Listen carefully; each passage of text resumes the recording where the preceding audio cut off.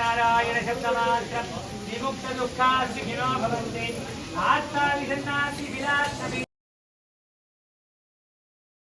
राम नामो अंतराणि बलवन्ति राम नामो अंतराणि बलवन्ति राम नामो अंतराणि बलवन्ति आदिशेष अनंत शयन आदिशेष अनंत शयन आदिशेष अनंत शयन श्रीनिवास श्री वेंकटेश आदिशेष अनंत शयन आदिशेष अनंत शयन आदिशेष अनंत शयन आदिशेष अनंत ఏడు వర్ణములు ఏడు ప్రదక్షిణములు అని అర్థం.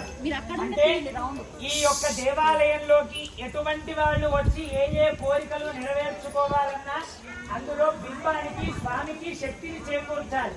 ఆ శక్తిని చేకూర్చేటువంటి సప్తావరణము అంటే ఈ కింది నుంచి పైకి స్వామి దగ్గరికి వెళ్ళడానికి 7 లోకములు. ఏంటివవి? భూలోక, భువర్లోక, సువర్లోక, మహోలోక, జనోలోక, తపోలోక, సత్యాది లోకములు. ఈ లోకములను దాటుకొని వెళ్ళడానికి సత్సంగా ధ్వనిస్తూ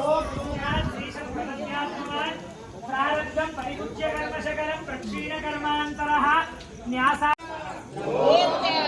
ఏ గోవింద నామం కూడా కాదు, వేద మంత్రం ఒక్కటే.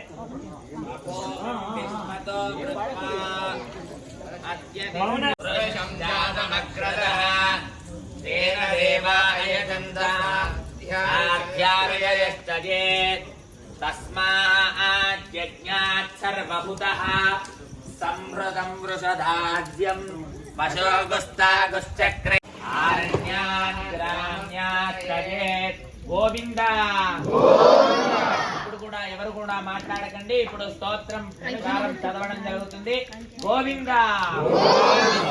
ఓం శ్రీశైలేశ దయాపాత్రం దీభక్త్యాది గుణార్ణవం యతీంద్ర ప్రవణం వందే రమ్యజా మాతరం మునిం లక్ష్మీనాథ సమారంభాం నాదజాముణ మధ్యమా అస్మదాచార్య పర్యంతాం వందే గురు పరంపరాం యో నిత్యమచ్యుత పదాంబుజయుగ్మరుక్మః అస్మద్గురోర్భగవతోత్యదయేక సింధోః రామానుజస్య చరణౌ శరణం ప్రపద్యే మాతా పితా యువతయస్తనయా విభూతిః సర్వం యదేవ నియమేన మదన్వయానాం ఆద్యస్య కులపతేర్ వకులాభిరామం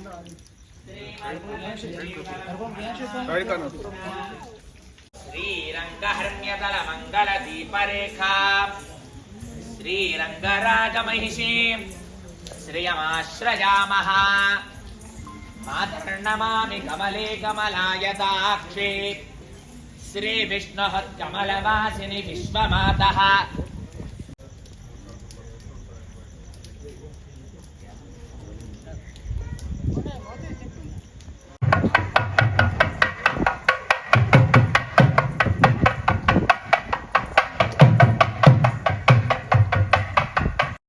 కష్టము రాకుండా ఎంత పడాలో అంత శుద్ధి చేసి